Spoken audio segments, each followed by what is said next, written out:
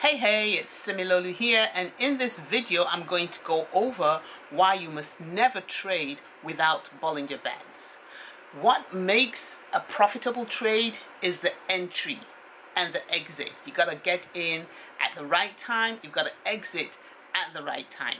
This indicator, the Bollinger Band, you can use in addition to other indicators to help you know the best time to enter into a trade and to exit. This leads to more profit. Okay, now let's head to the computer. Oh, and before we do, the only thing I ask in return is that you hit the subscribe button. Let's move over to the computer. So I have a pretty blank screen here, no indicators whatsoever. I have my few annotations on there. And so what I'm going to do is I'm going to add the Bollinger Band indicator. Now I'm on TD Ameritrade's THINKORSWIM trading platform, but this will work on any platform that you use. All you need to do is look for the tab that says indicators, and to get it, we're going to click on this bulb looking icon, and we're going to search on Bollinger.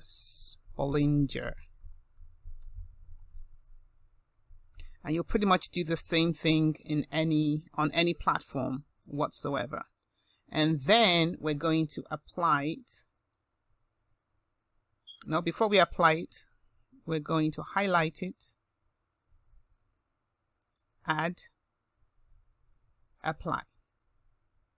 Okay, and then we have our Bollinger Bands. Okay, I don't like the color system they have here, so I'm going to change it. And to change it, we just right click on it. There it is. And the midline, I usually like my midline to be not there.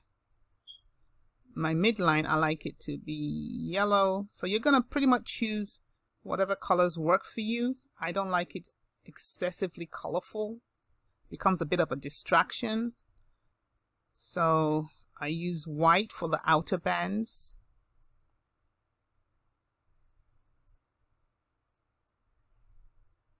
That's the upper band. Upper band.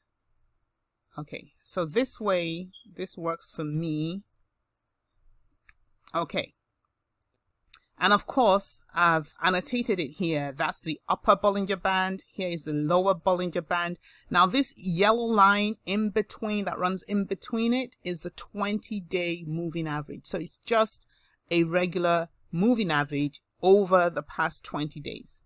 I'm working off a daily chart. So every candlestick that you see represents one day.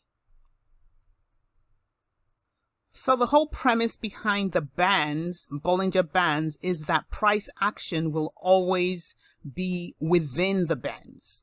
If you look at my purple dots here, you can see the way price action flows in an up and down motion within the band. So we go from top to bottom, back up, down. We don't quite go all the way to the bottom here. It kind of keeps going up and then comes down. Now, if you keep on looking at it, you can see pretty much that motion of up and down. This is what helps to inform you about what could be the next potential movement. So the next thing about Bollinger Bands is when price action is hovering around the upper portion of the band, the upper Bollinger Band, then we say the stock is overbought. So there's been a lot of buying action which has been pushing the price up, and like the old adage says, whatever goes up must come down. It's ultimately coming down. So this would help to inform you to exit the trade, because assuming you've been in this trade from point A, the red arrow I have here, point A. Assuming you've been in the trade because you know that it's at the bottom of the Bollinger Band and the next logical movement is for it to move up. So you enter the trade at point A and you stay in the trade 1, 2, 3, 4, 5, 6, 7 days. Okay, so after it's gone up 7 days to point D, there is a greater chance now that it is overbought and it is at the top of the Bollinger Band that is going to begin its downward descent. And so what you want to do is you want to get out of the trade at that point after being in the trade for about a week and a couple of days. So we see point A as a logical entry point. The next logical entry point, going by Bollinger Bands, will be point B. Why point B? Because if we highlight that particular candle, at the end of that day, the candle price action had crossed over and above the 20-day moving average. So that's a significant move because now it's over and above the 20-day moving average. There is a greater chance that it will keep on going up because we're now in an upward trend or in a bullish trend. So we can look at it, the upper region, the upper section of the band indicating a bullish movement. And so this would be a second logical point of entry. If we were to enter in at point B and stayed in 1, 2 days, maybe 3, now you're at the top of the Bollinger Band. You want to exit your trades. The next couple of days, what happens? Price drops and you don't want to be left holding the baby. As I have mentioned points A and B as logical entry points, I also have here points C and D would be logical exit points or logical points at which to short the stock. The next thing worth mentioning is this orange arrow. So what's going on at this orange arrow spot? This candle I've just highlighted, you can see at the end of the trading day, the price level broke out above the Bollinger. That also is a sign of, if you like, a rebel stock. You know, it's not following the rules of staying within the Bollinger Band and it's chosen to break out. Usually it's a sign of strength.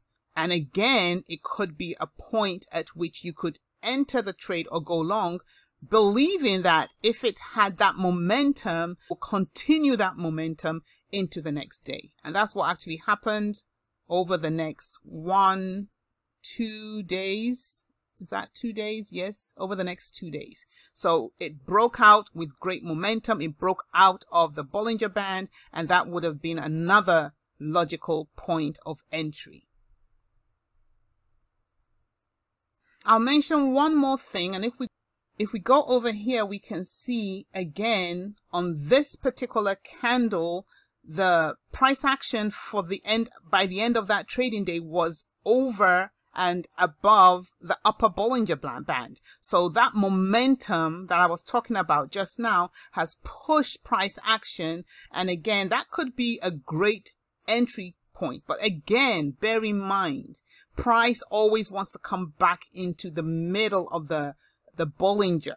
So you have to be very leery at this point. So if, say, I'd entered the trade at this level here, where it broke above the Bollinger and rode it up there to the end of the day, I would probably exit the trade. But if you're a riskier trader, you know, you're more pro risk, then you can stay in the trade, because what happened is it gapped up by the next day and it opened up here and then it ran up to the highest point Netflix has been as at this day. You've got to be quick to exit the trade, because what's the next thing that happened?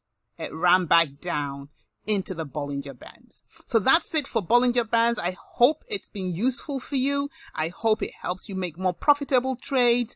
And don't forget to like this video, comment below, and most importantly, don't forget to subscribe. And I'll meet you on the next video.